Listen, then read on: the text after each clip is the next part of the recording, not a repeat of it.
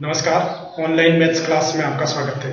पिछले वीडियो में हमने विविध प्रश्नमाला 2 के 1 से 15 तक सवाल हल कर लिए थे। इसमें हम बाकी के सवाल हल करेंगे। तो देखिए, जैसे यहाँ पर 16वां सवाल है, व्याख्या कीजिए कि 7 × 11 × 13 प्लस 13 और 7 × 6 × 5 × 4 × 3 × 2 × 1 प्लस 5 भाज्य संख्या क्यों हमको बताना है। तो दोनों संख्या देखिए, पहली संख्या क्या है 7 × 11 × 13 प्लस 13 और दूसरी संख्या है 7 × 6 × 5 × 4 × 3 × 2 × 1 प्लस 5। तो देखिए, यहाँ से यहाँ भी 13 है, ये गुणा में है, 7 प्लस में 13 है, तो मैं 13 को कॉमन ले लेता हूँ। तो यहाँ से क्या बचेगी 7 × 11 प्लस यहाँ बचेगा 1, यानी यहाँ पर एक ये गुणनखंड हो गया और दूसरा इनका जो आएगा वह गुणनखंड हो जाएगा, यानी 13 और 77 और 1 78, दो गुणनखंड हो गए। यानी इस संख्या के दो गुणनखंड हो गए, एक से ज्यादा हो गए। और हम जानते हैं कोई भी अभाज्य संख्या केवल एक या स्वयं से विभाजित होती है, उसके अलावा किसी से नहीं होती। किसी और से भी विभाजित होती है तो वह भाज्य संख्या है।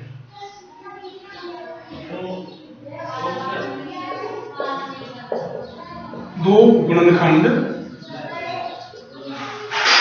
है, दो से भी ज्यादा हो जाएंगे यहाँ पर, यानी ये क्या हो जाएगा 13 × 6 भी लिख सकते हैं यहाँ पर, 13 × 6, यानी ये गुणनखंड 13 और एक 6 हो गया, दो गुणनखंड है, अतः यह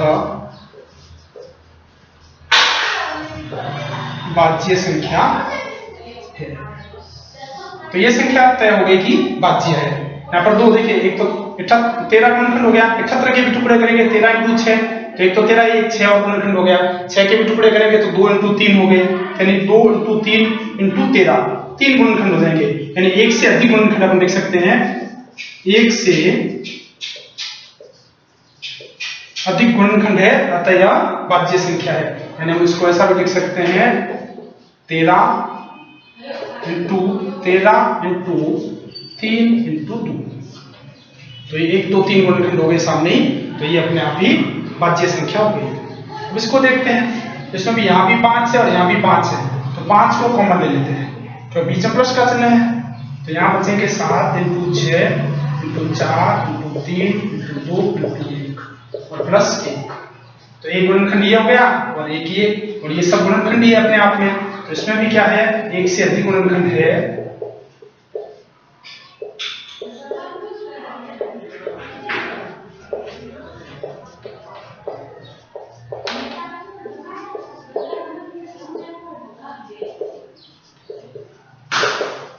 हम जानते हैं जो अभाज्य संख्या होती है वह या तो स्वयं से विभाजित होती है, एक से विभाजित होती है, उसके अलावा किसी अन्य संख्या से विभाजित नहीं होती। लेकिन यह संख्या, यानी संख्या में से इनका पूरा गुणा कर लें और प्लस 13 जोड़ दें, वह संख्या है। तो इसमें 13 का भी भाग जा रहा है, 2 का भी जा रहा है, 3 का भी जा रहा है, ये अपने आप ही भाज्य होगी। ऐसे ये पूरी संख्या है, तो इस संख्या में क्या है 5 का भाग जा रहा है, 7 का जा रहा है, 6 का जा रहा है, 4 का, 3 का, 2 का, इतने सारे गुणनखंड है, इसका मतलब क्या है भाज्य है। तो एक से अधिक गुणनखंड है, इसलिए ये संख्या भाज्य है। इस तरह से प्रश्न हल हो जाएगा। नेक्स्ट प्रश्न है 17वां, दो संख्या दी हुई है, महत्तम समापवर्तय दिया है और लघुत्तम समापवर्तय ज्ञात करना है। तो हम लोग जानते हैं सूत्र, प्रथम संख्या गुणा द्वितीय संख्या बराबर एलसीएम × एचसीएफ, यानी लघुत्तम समापवर्तय और महत्तम समापवर्तय। तो पहली संख्या हमको दी है 306 और दूसरी संख्या हमको दी है 657 और महत्तम समापवर्तय हमको दिया है 9, लघुत्तम समापवर्तय हमको ज्ञात करना है। तो लघुत्तम समापवर्तय निकालेंगे तो क्या हो जाएगा 306 × 657 बट्टे 9, नीचे आ जाएगा, 9 का भाग देंगे, 9 × 3 = 27 और 9 × 4 = 36, 34 × 657, 657 की गुणा करेंगे 34 से तो 26, तो 15 2 17 का 7, 18 1 19, 8 3,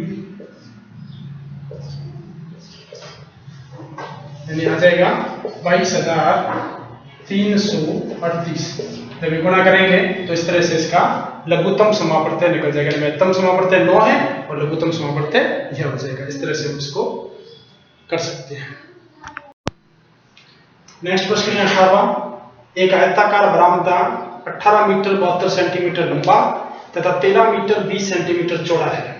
इसमें समान विमाओं वाली वर्गाकार टाइलें लगानी है। इस प्रकार की टाइलों की न्यूनतम संख्या ज्ञात कीजिए। अब देखिए एक वर्गाकार है, आयताकार कमरा है। अब इसमें इनको टाइलें लगानी है, वर्गाकार टाइलें लगानी है। तो हमको पहले टाइलों की विमाएं यानी उसकी लंबाई चौड़ाई क्या है, जो समान है चूंकि, तो लंबाई चौड़ाई समान होगी। तो कितनी भुजा की टाइलें हैं और वो उसमें कितनी आएगी ये निकालना है। तो हमको लंबाई दी हुई है, लंबाई कितनी दी है, लंबाई दी है 18 मीटर 72 सेंटीमीटर।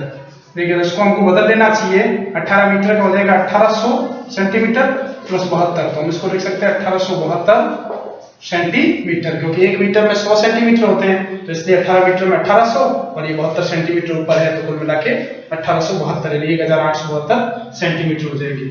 ऐसे ही चौड़ाई भी दी हुई है हमको, ये जो कमरा है इसकी लंबाई और चौड़ाई, तो चौड़ाई है 13 मीटर और 20 सेंटीमीटर दी है, यानी कितनी हो जाएगी, यानी 1300 प्लस 20 यानी 1320 सेंटीमीटर। एक ही मात्रक में इसको बदल लेते हैं। अब क्या करना है हमको निकालनी है, ये जो टाइल है, टाइल का साइज निकालना है,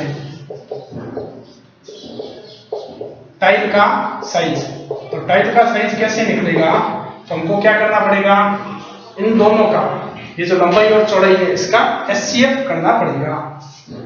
तो ये हो जाएगा 1872 व 1320 का एचसीएफ महत्तम समापवर्तय करेंगे। तो 1872 और ये है 1320, 2 का भाग देंगे 9, 3 दूनी 6, 6 दूनी 5, फिर 2 से 4 दूनी 8, 6 दूनी 12, फिर 2 से 9 दूनी 4, 2 3 6, 216, फिर 2 से 1 1 7 दूनी 14, 3 से 3 3 9 और 27, 3 से 13 और 13 से जाएगा। यहाँ पर भी 2 से भाग देते हैं, 6 दूनी 12, 6 दूनी 12 0, फिर 2 से 330, फिर 2 से 165, फिर 3 से 3 5 15 55, फिर 5 से 11 11 से 1।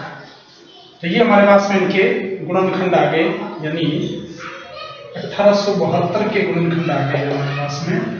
1 2 3 4, 2 की घात 4 इंटू 3 की घात 2 इंटू 13 और 1320 के हमारे पास में गुणनखंड आ गए हैं। 2 की घात 3 3 5 और 11, एक एक आते हैं, 3 की घात 1, 5 की घात 1 और 11 की घात 1। तो अब इनका एचसीएफ क्या हो जाएगा, महत्तम समापवर्तय। तो इनमें कॉमन क्या है, दोनों में 2 की घात 3 है, तो एक तो हो जाएगा 2 की घात 3, 1 3 है दोनों में, तो 1 3, इसके अलावा कुछ भी कॉमन है नहीं। तो कितना हो गया, 2 की घात 3 यानी 2 दूनी 4 दूनी 8, 8 इंटू 3 यानी 24। तो महत्तम समापवर्तय आ गया 24, यानी जो टाइल का साइज क्या होगा 24, यानी 24 बाई 24 की ये टाइल होगी। टाइल की चारों भुजाएं जो है वो 24 सेंटीमीटर की होगी। लेकिन अब हमको निकालना क्या, कितनी टाइल आएगी, तो टाइल कितनी आएगी, तो ये निकालने के लिए हम क्या करेंगे, ये निकालने के लिए हम जो इनका आकार है, तो टाइल की संख्या बराबर क्या हो जाएगा, तो कमरे का साइज या कमरे का क्षेत्रफल कह सकते हैं, आयत का क्षेत्रफल बट्टा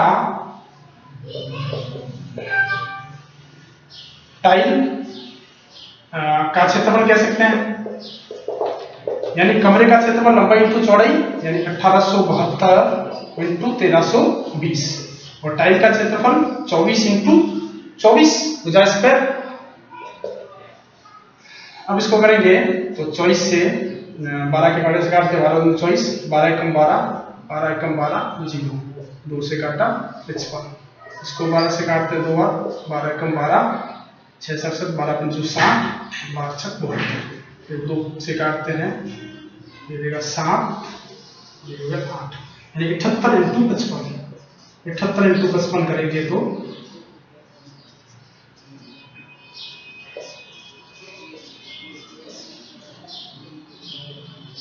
ये हो जाएगा 4290, यानी 4290 टाइल है जो इस कमरे में लगेगी। तो इस तरह से हमको क्या करना है, पहले हमको जो ये हमको दिया है इसकी लंबाई और चौड़ाई, इसको सेंटीमीटर में बदल लेना है। फिर हमको क्या करना है, इन दोनों का HCF निकालना है, महत्तम समापवर्त्य, जिससे हमको पता चल जाए कि उस रो में और जो कॉलम है उसमें बराबर साइज में क्या साइज वो टाइल का कि उसमें पूरी आए। तो हमने निकाल लिया 24 सेंटीमीटर की। तो फिर हमको क्या करना है, टाइल की संख्या निकालने के लिए कमरे का क्षेत्रफल बट्टे टाइल के क्षेत्रफल का भाग दे देंगे। तो इस तरह से हमारे पास में टाइल की संख्या आ जाएगी। नेक्स्ट प्रश्न है 19वां, सिद्ध कीजिए कि निम्न की संख्याएं अपरिमेय है। अब क्या करना देखिए, जैसे पहला प्रश्न है 5√2, तो हम क्या करेंगे, सबसे पहले अपरिमेय पूछा, इससे हम परिमेय मान लेंगे। तो माना 5√2 एक परिमेय संख्या है, हमने इसको परिमेय मान लिया। अतः क्या है, हम इसको a बट्टा b के रूप में लिख सकते हैं, जहां पर b जो है वो 0 नहीं है, b 0 नहीं है, हम इस रूप में इसको a बट्टा b के रूप में लिख सकते हैं। अब हमने क्या करना है, सिर्फ इतना ही करना है, √2 को इधर रखना है, बाकी संख्या को उधर भेजना है। तो √2 को इधर रखेंगे तो a 5 इधर आ जाएगा भाग में, तो 5b, ये हमारे पास में आ गया। बस इतना सा काम था। अब हमको कुछ लिखना है, तो क्या लिखना है, देखिए, चूंकि a व b पूर्णांक है, a और b पूर्णांक है, अतः ये जो संख्या है a बट्टा 5b का मान परिमेय संख्या होगा। इसका मान क्या होगा, परिमेय होगा। अतः ये परिमेय है, तो इसका मतलब क्या है, इसके बराबर में √2 है, तो √2 भी परिमेय होना चाहिए। अतः √2 भी परिमेय होना चाहिए, किंतु हम जानते हैं कि √2 एक अपरिमेय संख्या है। हम जानते हैं √2 क्या है, अपरिमेय संख्या है। अतः हमारी प्रारंभिक परिकल्पना, हमने जो शुरू में परिकल्पना की थी, क्या की थी कि 5√2 एक परिमेय संख्या है। तो हमारी जो प्रारंभिक परिकल्पना है गलत साबित होती है। हमने अपनी परिकल्पना को गलत साबित कर दिया है, गलत साबित होती है। अतः अब क्या है, हमने माना था ये परिमेय संख्या है और वो गलत साबित हो गई, यानी परिमेय संख्या नहीं है। परिमेय संख्या नहीं है तो क्या है, तो वास्तविक संख्या दो ही प्रकार की होती है, या तो परिमेय या फिर अपरिमेय। परिमेय नहीं है तो इसका मतलब क्या है, अपरिमेय है। अतः यह सिद्ध होता है कि 5√2 एक अपरिमेय संख्या है।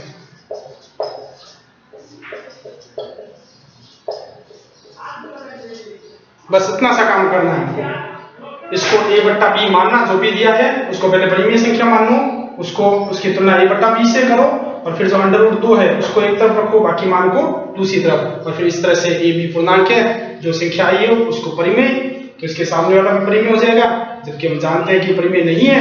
अतः हमारी परिकल्पना गलत साबित होती है, तो इस तरह से यह परिमेय सिद्ध होती है। इस तरह से हमको इसे करना है।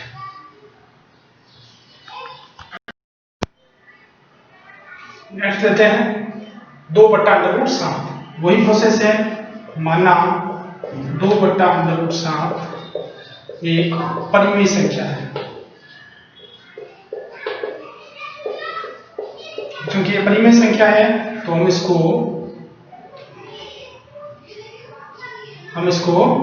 a बट्टा b के रूप में लिख सकते हैं। इससे पहले हम ये काम करते हैं, क्योंकि √7 नीचे है, जब भी √2 वाली संख्या नीचे हो तो उसी सेम संख्या से ऊपर नीचे गुणा कर देनी चाहिए। जिससे वो संख्या ऊपर आ जाए। तो हम क्या करते हैं, √7 की ऊपर नीचे गुणा कर देते हैं। समान संख्या के ऊपर नीचे गुणा करने से कोई अंतर नहीं आता, क्योंकि इसका मान एक ही होगा। तो क्या हो जाएगा, 2√7 बटा √7 इंटू √7 हो जाएगा 7। तो ये हमारे पास आ गया। अब हम इसको क्या करते हैं, इसको हम a बटा b मान सकते हैं, क्योंकि ये परिमेय संख्या है जहां पर b है जो शून्य नहीं है। अब क्या हो जाएगा, अब हमने इसकी तिरछी गुणा करेंगे, तिरछी गुणा करेंगे तो क्या हो जाएगा, या फिर सीधा यहाँ से √7 इसको 2/7 को इधर भेज देते हैं, इधर आएगा तो उल्टा हो जाएगा, यानी 7a बटा 2b। 2 ऊपर है जो नीचे आ जाएगा, 7 नीचे है जो ऊपर आ जाएगा, यानी 2/7 इधर आके उल्टा हो जाएगा। तो √7 बराबर 7a बटा 2b हो जाएगा। तो ये हमारे पास मान आ गया। फिर वही पहले वाला काम, क्योंकि a और b पूर्णांक है तो क्या हो जाएगा, 7a बटा 2b का मान परिमेय होगा, अतः √7 भी परिमेय होना चाहिए। किंतु हम जानते हैं कि √7 एक अपरिमेय संख्या है, अतः हमारी भावी परिकल्पना गलत साबित होती है। अतः यह सिद्ध होता है कि 2/√7 एक अपरिमेय संख्या है। बस वैसे ही जैसा पिछले प्रश्न में लिखा वैसे ही इसमें लिखना है। तो इस तरह से यह प्रश्न हमारा हो जाएगा। नेक्स्ट देखते हैं तीसरा, 3/2√5। वही माना 3/2√5 एक परिमेय संख्या है।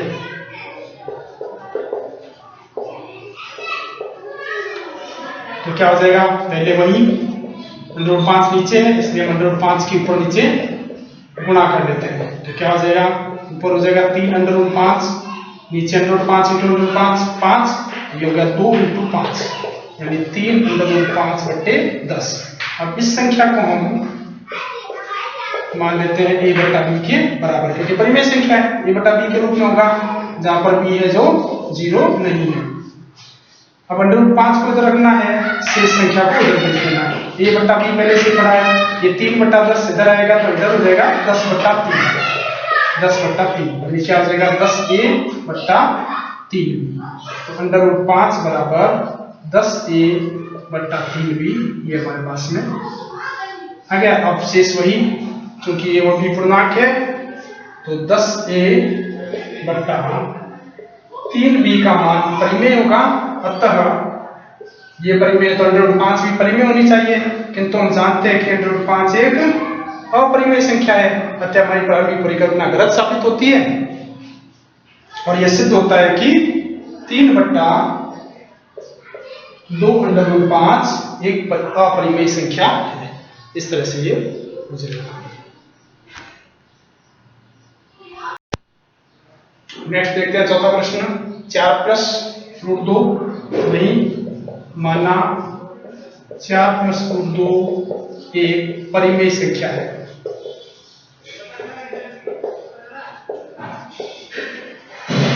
क्या हो जाएगा, हम इसको a बटा b के रूप में लिख सकते हैं।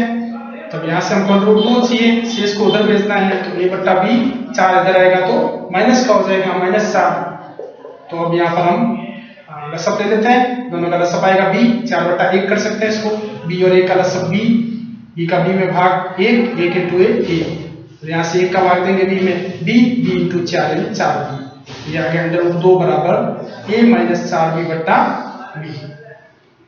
फिर वही, चूंकि a और b पूर्णांक है, अतः a - 4b बटा b का मान परिमेय होगा, अतः √2 भी परिमेय होना चाहिए। किंतु हम जानते हैं कि √2 एक अपरिमेय संख्या है, अतः हमारी प्रारंभिक परिकल्पना गलत साबित होती है। अतः सिद्ध होता है कि 4+√2 एक अपरिमेय संख्या है। इस तरह से प्रश्न हो जाएगा। नेक्स्ट और अंतिम प्रश्न इस प्रश्नमाला का, निम्न परिमेय संख्याओं के हर के अभाज्य गुणनखंड के बारे में आप क्या कह सकते हैं? ये दो हमको दिए हैं। जैसे पहला प्रश्न देखते हैं, तो 34.12345, तो मैं यहाँ से इसका दशमलव हटाता हूँ, तो क्या हो जाएगा 1, और इसके बाद में जितने अंक उतने शून्य, तो 1 2 3 4 5, 1 2 3 4 5, इस तरह से हो जाएगा। आगे डैश डैश नहीं, यानी ये पूर्ण जा रहा है, पूरा जा रहा है भाग, यानी ये शांत दशमलव है। अब हम इसके पूछा है हमसे क्या, हर के अभाज्य घनखंड, तो इसको हम इस तरह से लिख सकते हैं, कैसे लिख सकते हैं, तो 34 12 34 5 बटे, अब इसको 2 × 5 2 × 5 के घात 5 ऐसा लिख सकते हैं, यानी कि 34 और 10 की घात 5 है, तो मैं इसको 2 × 5 की घात 5 लिख सकता हूँ, यानी मैं इसको ऐसे भी लिख सकता हूँ 2 की घात 5 × 5 की घात 5, यानी ये क्या है, यानी ये q बराबर 2 की घात m × 5 की घात m के रूप में है, यानी ये 7 दशमलव है। इसको देखते हैं, तो 43 पॉइंट, अब इसमें ऐसा है 34 56 ये, और फिर से ये हो जाएगा, यानी ये संख्या बार बार रिपीट हो रही है, अशांत भाग है। तो इसको हम करने के लिए क्या करते हैं, तो जैसे हमने पहले किए थे, इसको हम x मान लेते हैं, इस पूरी संख्या को हमने x मान लिया। अब हम क्या करते हैं, इसको समीकरण 1 माने, तो समीकरण 1 की गुणा किससे करेंगे, तो बार जितने अंकों पर होते हैं उतने अंकों से गुणा करनी होती है, यहाँ पर 9 अंकों पर बार है, तो 10 की पावर 9 से गुणा करेंगे, तो क्या हो जाएगा, 10 की पावर 9 यानी 1 2 3 4 5 6 7 8 9 x बराबर, अब ये जो दशमलव है ये 9 किधर चला जाएगा, तो क्या हो जाएगा 43 1 2 3 4 5 6 7 8 9 पॉइंट 1 2 3 4 5 6 7 8 9, ये हो गई समीकरण 2। समीकरण 2 में से समीकरण 1 को घटाने पर, तो मैं 1 को यहाँ लिखूंगा, अब इसमें से इसको घटाना, ये 43 से होती है, यहाँ से 43 पॉइंट 1 2 3 4 5 6 7 8 9, अब इसको घटाना है, तो यहां से इसमें से इसको घटाएंगे तो 1 2 3 4 5 6 7 8 9, ये हो गए x, और यहां से 43 12 34 56 7, इस 90 में से 13, ये तो सब बराबर करके 0 हो जाएगा, 9 में से 3 गए 6, 8 में से 4 गए 4, ये आ गया मान, यानी x का मान निकालेंगे तो 4 3 1 2 3 4 5 6 7 4 6 बट्टे 9 9 9, ये हो जाएगा, तो ये हमारे पास p बट्टा q के रूप में आ गया। लेकिन हमको पता है ये जो q है यहाँ पर, ये q बराबर नहीं है 2 की घात m × 5 की घात n की, इसका मतलब क्या है, ये अशांत आवर्ती है। यदि ये इस रूप में होता 2 की घात m × 5 की घात n के, तो यह शांत होता, नहीं है इसलिए अशांत आवर्ती होगा। इस तरह से हम इस प्रश्न को कर सकते हैं। तो इस तरह से हमारी विविध प्रश्नमाला 2 भी पूरी होती है।